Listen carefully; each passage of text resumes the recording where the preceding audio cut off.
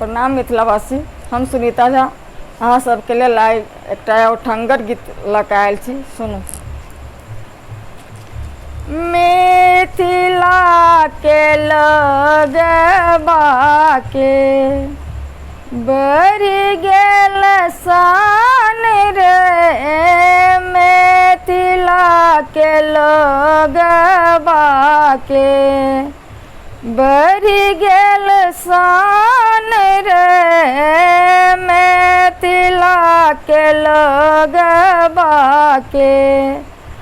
बढ़ि गेल शान रे।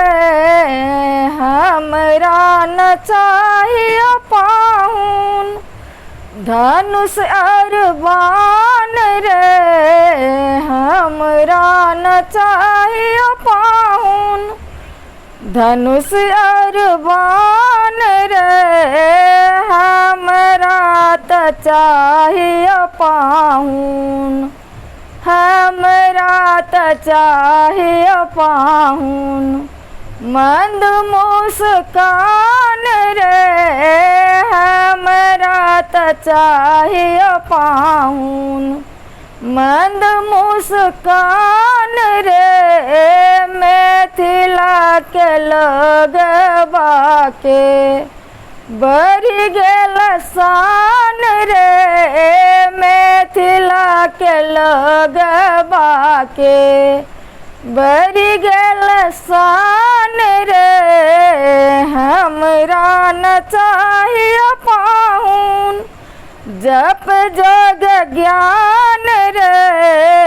हमरा न चाहिए पाहुन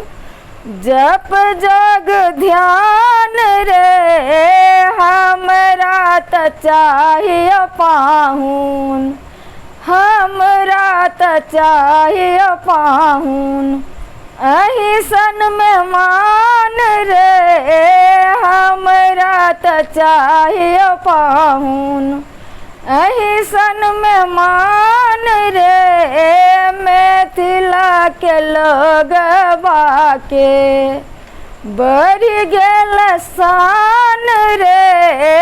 मिथिला के लगबा के बढ़ि गेल शान रे। केकरो लगै छी अहाँ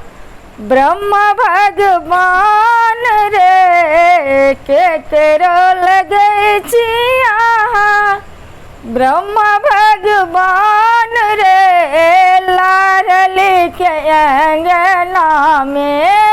लाडली के अंगना में कूटै छियै धान रे, लाडली के अंगना में कूटै छियै धान रे, मिथिला के लगबा के बढ़ि गेल शान रे, मिथिला के लगबा के बढ़ि गेल शान रे, जिनका से कृपा से टूटल बंधन अपार रे, जिनका कृपा से टूटल बंधन महान रे, तीन को बंधब आजू, तीन को बंधब आजू बंधन महान रे, मिथिला के लगबा के